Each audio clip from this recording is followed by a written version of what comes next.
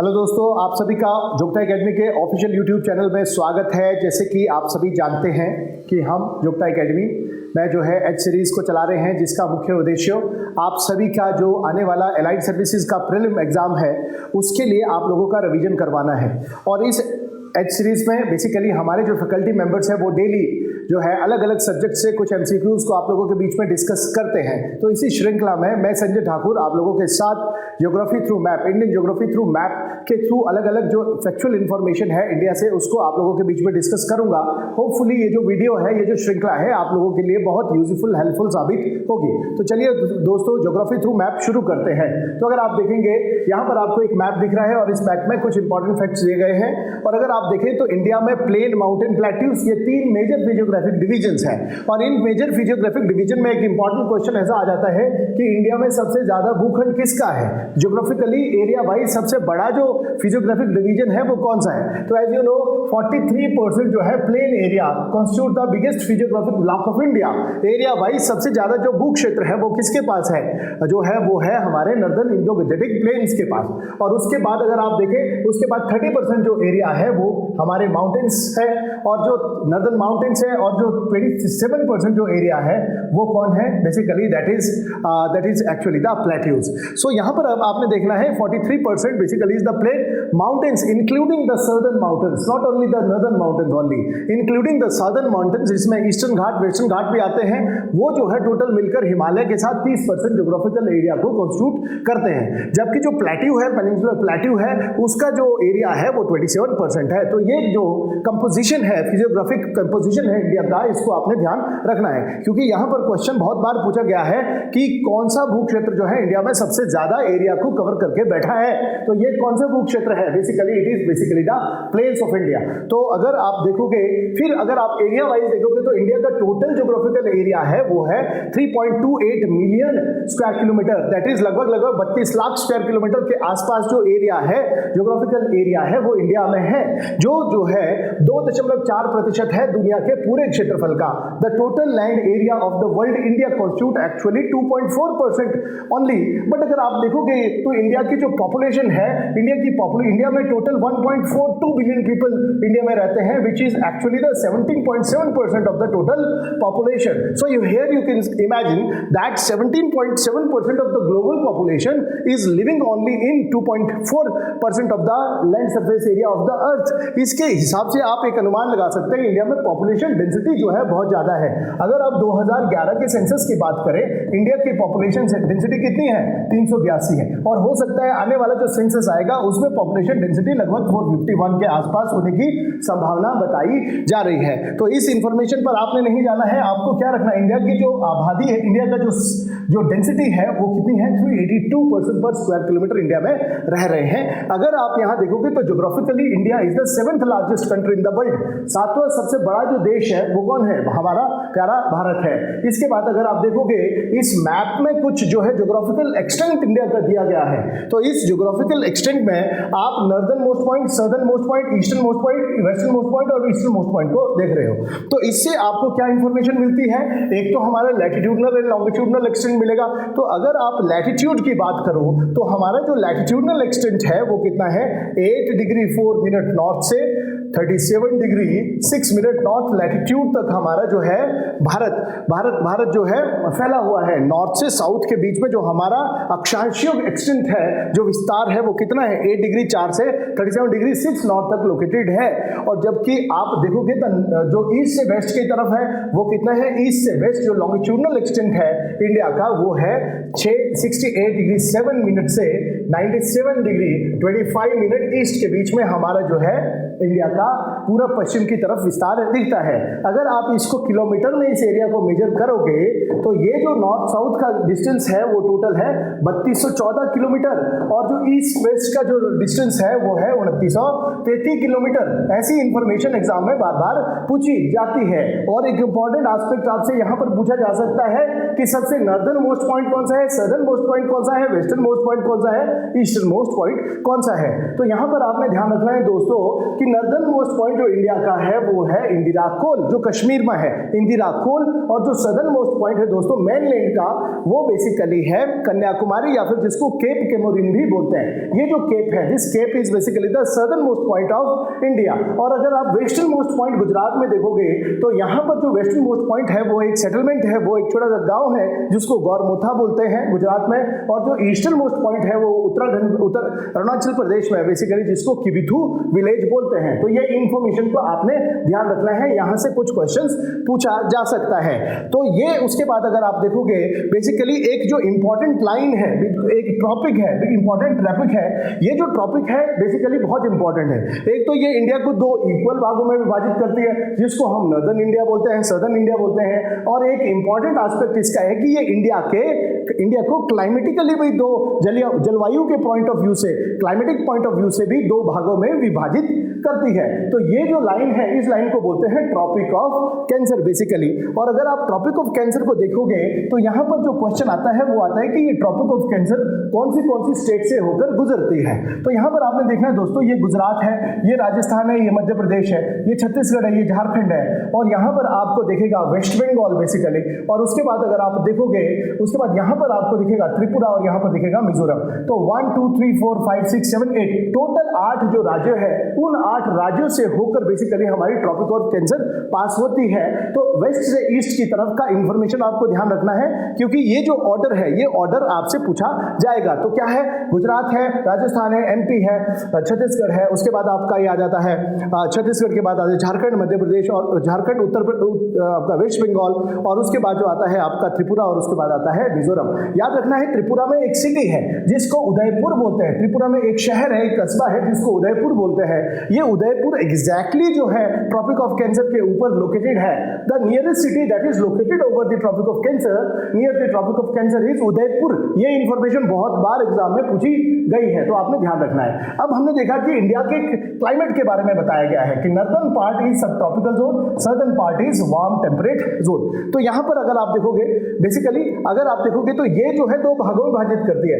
Northern part को बोला जाता है सब ट्रॉपिकल जोन या फिर वार्म टेम्परेट जोन, जबकि सदर्न पार्ट है उसको ट्रॉपिकल जोन बोला जाता है। सदर्न पार्ट को ट्रॉपिकल जोन बोला जाता है। अब ये जो ट्रॉपिकल्स है या फिर सब ट्रॉपिकल है, ये हमारे क्या है, क्लाइमेटिक रीजन है। अगर आप देखोगे इस ट्रॉपिक ऑफ कैंसर से साउथ का जो एरिया है, इस एरिया को ट्रॉपिकल जोन बोलते हैं। यहाँ पर टेम्परेचर में बहुत ज्यादा वेरिएशन नहीं है, यहाँ पर विंटर और समर के बीच का जो डिस्टेंस है, वो जो डिफरेंस है वो बहुत ज्यादा नहीं है। जबकि यहाँ से ऊपर का जो एरिया आप देखोगे वो जो है बेसिकली इन टेम्परेट रीजन में लाई करता है या फिर एक्स्ट्रा ट्रॉपिकल जोन में लाई करता है। तो यहाँ पर जो है आपको सर्दियों और गर्मियों का जो एक कॉन्ट्रास्ट है वो मैक्सिमम एक्सपीरियंस होगा। तो ये जो ट्रॉपिक ऑफ कैंसर है बेसिकली इंडिया को दो क्लाइमेटिक भागों में विभाजित करती है, जिसमें अगर आप देखोगे नॉर्थ वाला जो पोर्शन है इसको आप बोलते हैं एक्स्ट्रा ट्रॉपिकल जोन, जहां का जलवायु ऐसा है कि यहाँ पर आपको समर एक्सट्रीम मिलेगा, विंटर एक्सट्रीम मिलेगा। जबकि साउथ में आपको नॉर्मली समर्स वो भी मॉडरेट समर्स मिलेगा, यहाँ पर आपको एक्सट्रीम्स नहीं मिलेगा। दोस्तों ये आपने याद रखना है। और नेक्स्ट जो फैक्चुअल इंफॉर्मेशन यहाँ से निकल कर आ रहा है वो भी बहुत इंपॉर्टेंट इंफॉर्मेशन है। तो यहाँ पर अगर आप देखोगे बेसिकली कि ये एक स्टैंडर्ड टाइम है बेसिकली, है ना, ये एक इंपॉर्टेंट लॉन्गिट्यूड है।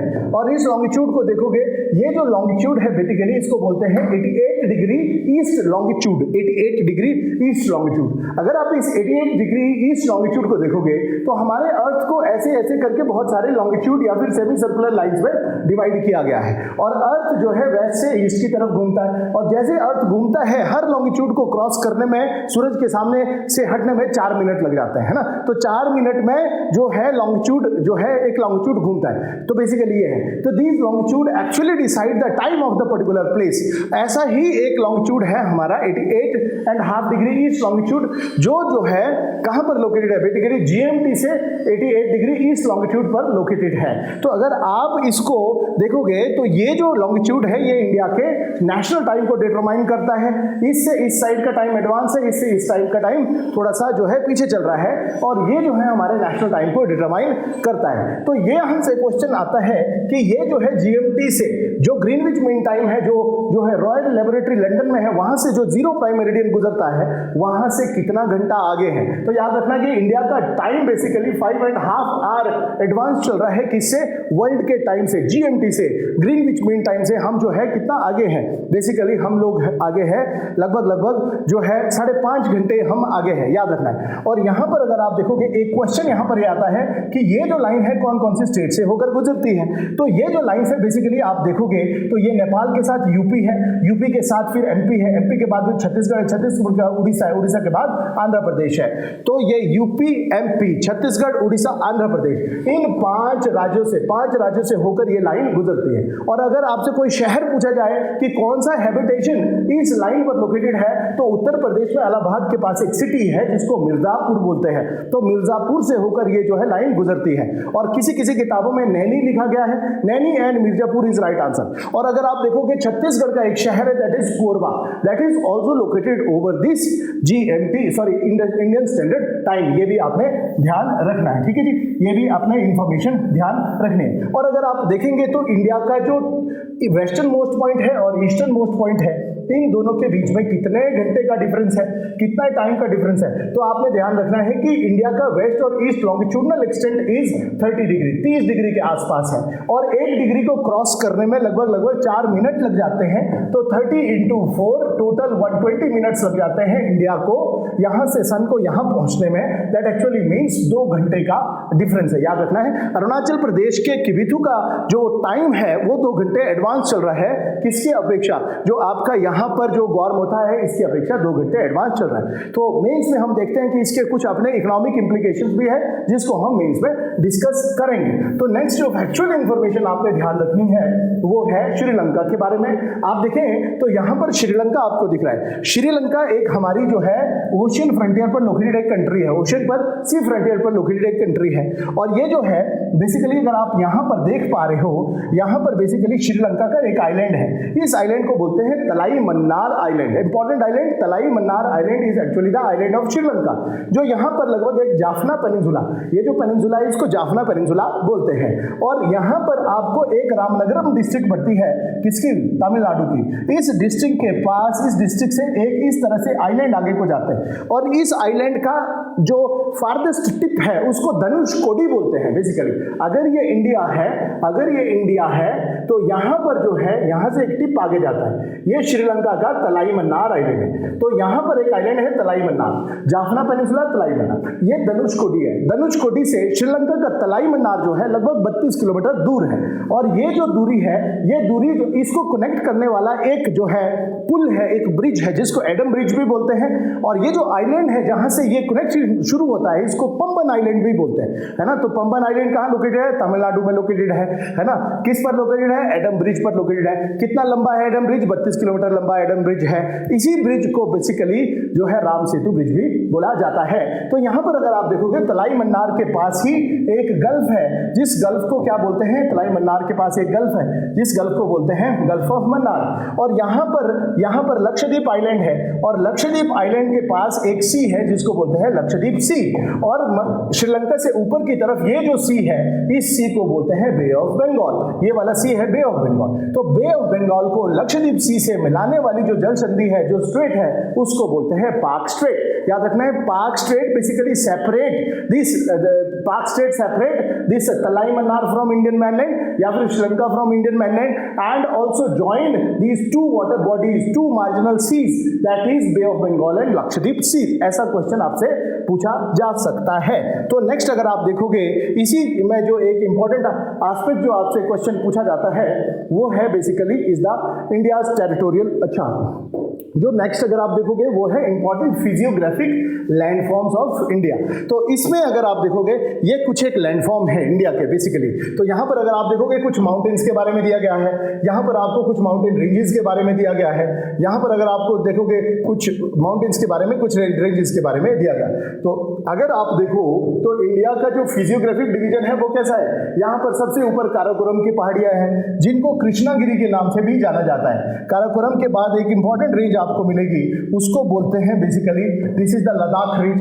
लद्दाख के बाद एक इंपॉर्टेंट रेंज आपको मिलेगी जिसको जास्कर रेंज बोलते हैं, जो कश्मीर हिमाचल प्रदेश में भी है जास्कर रेंज। जास्कर के बाद कुछ इंपॉर्टेंट रेंजेस आपको मिलती है जिसको यहाँ पर पीर पंजाल बोल देते हैं कश्मीर में, और जो आपका चंबा है, कुल्लू है, फिर किन्नौर तक जो रेंजेस है पीर पंजाल रेंज, और पीर पंजाल के साउथ में एक इंपॉर्टेंट रेंज है जिसको हम क्या बोल देते हैं, धौलाधार बोल देते हैं। दिस इज द धौलाधार, और धौलाधार से फिर जो है धौलाधार आगे आपके मंडी में, मंडी से होकर कांगड़ा, कांगड़ा से मंडी, मंडी से शिमला से होकर आगे उत्तराखंड की तरफ धौलाधार नाग टिब्बा के रूप से जानी जाती है। तो यही इंफॉर्मेशन यहाँ पर दी गई है। दीज आर द माउंटेन्स, जो काराकोरम है, लद्दाख है, जास्कर है, ग्रेटर हिमालयन रेंज है, इसको हम बाद में करेंगे। यहाँ से नीचे अगर आप देखो तो ये धौलाधार है, धौलाधार से नीचे फिर शिवालिक की पहाड़ियाँ आ जाती है। So these are some of the ranges actually जो कहाँ पर है, इस एरिया में है। तो अगर आप देखोगे कश्मीर और नॉर्थ वेस्टर्न हिमालय में अगर आप देखोगे तो आपको जो है सबसे इंपॉर्टेंट इंफॉर्मेशन है सबसे इंपॉर्टेंट इंफॉर्मेशन है पामीर नॉट।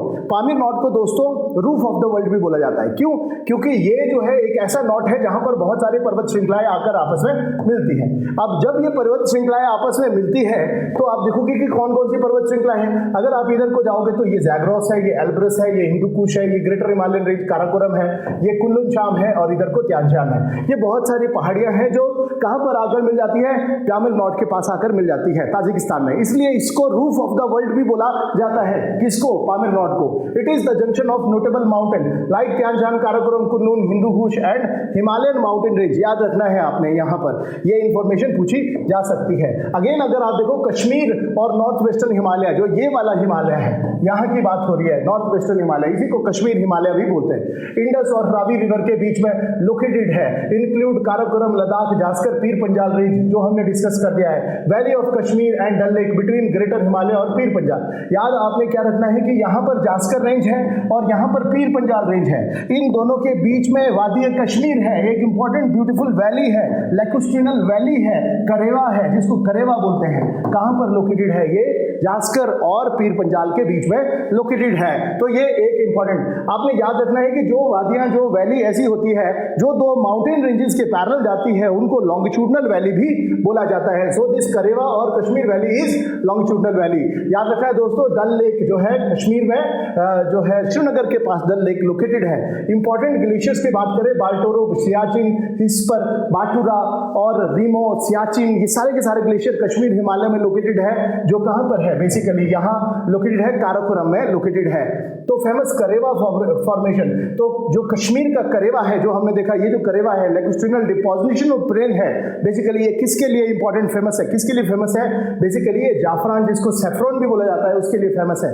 इसलिए यहाँ जाफरान सेफ्रॉन होता है क्योंकि यहाँ पर बेसिकली क्या है, यहाँ पर जो है ग्लेशियल मोरेन का डिपोजिशन मिलता है ना। हम जो है डिटेल्स में इसके बारे में अभी नहीं करेंगे, बिकॉज यहाँ पर ग्लेशियल मोरेन का डिपोजिशन है, लेक में मोरेनल डिपोजिशन हुआ है जो हाईली फर्टाइल होता है, जिसकी वजह से यहाँ पर जो है ये जाफरान, सेफ्रॉन या फिर एप्पल कल्टीवेशन बहुत ज्यादा होती है। तो यहाँ पर जो पासिस है उनके बारे में देख लीजिए। जो जोजिला पास है, जोजिला पास बेसिकली ग्रेटर हिमालयन रेंज या फिर जास्कर में लोकेटेड है। अगर आप देखोगे यही कश्मीर में, अगर आप फैक्चुअल इंफॉर्मेशन को करेक्ट रखना चाहते हो तो ये आपने ध्यान रखना है। This is the Ladakh range, और सबसे ऊपर लद्दाख से ऊपर ये काराकोरम रेंज, और यहाँ पर अगर आप देखोगे यहाँ पर ये जास्कर रेंज है। जास्कर रेंज बेसिकली कश्मीर और लेह को अलग करती है, कश्मीर और लेह को अलग करती है जास्कर रेंज, या फिर कश्मीर को और गिलगित बल्तिस्तान को सेपरेट करती है जास्कर रेंज। तो जास्कर पर जो भी पासेस होंगे वो किसको ज्वाइन करेंगे? वो ज्वाइन करेंगे आपके कश्मीर को और लेह को या फिर इंडस वैली को। तो यहाँ पर एक पास है, बेसिकली उसको बोलते हैं दैट इज द बुर्जिल पास, और यहाँ पर एक पास है कश्मीर में सोनमार्ग के साथ, उसको बोलते हैं जोजिला पास। यहाँ पर 14.1 किलोमीटर लॉन्ग टनल BRO के द्वारा बनाई जा रही है। यहीं पर एक पास है जो कश्मीर वैली को लेह वैली से कनेक्ट करती है, उसको बोलते हैं फोटुला पास। ये भी याद रखना है। ये देखो फोटुला पास इज ऑन जास्कर। बनिहाल पास, अब देखो बनिहाल, अब ये जो कश्मीर वैली है ये कहाँ लोकेटेड है? जास्कर है, और यहाँ पर पीर पंजाल है। ये पीर पंजाल है, पीर पंजाल और कश्मीर के बीच, जास्कर के बीच में कश्मीर वैली लोकेटेड है, और कश्मीर पीर पंजाल पर एक इंपॉर्टेंट पास है जिसको बनिहाल बोलते हैं। तो अगर आपने याद रखना है तो पीर पंजाल में जो पासिस है, यहाँ पीर पंजाल पास है, यहाँ बनिहाल पास है, यहाँ हमारा रोहतांग पास है। These all passes are located on the Pir Panjal and provide connectivity to this. Here it is basically Jammu Jammu, यहाँ पर आपका जो है चंबा, यहाँ पर आपका है कुल्लू, और यहाँ पर आपका आ जाता है कश्मीर, यहाँ पर आ जाता है किश्तवाड़, यहाँ पर आ जाता है आपका पांगी, और यहाँ पर आ जाता है आपका लाहौल, यहाँ पर आ जाता है आपका स्पीति, और आगे आ जाता है किन्नौर। याद रखना है आपने, है ना। ये पासिस जो है ये कौन सी रिवर पर लोकेटेड है, कौन से रेंजेस पर लोकेटेड है? बेसिकली बनिहाल पीर बंजाल पास, फोटुला पास, जास्कर पर, खारदुंगला पास लद्दाख पर लोकेटेड है। फ्रेश वाटर लेक जो है वो है दल लेक और वुलर लेक बेसिकली, और Wular lake is the largest fresh water lake in India. ये भी आपने रखना है, Wular lake is the largest fresh water lake in India, ठीक है जी। और salt water lake Pangong Tso lake और सोब नोरी लेक,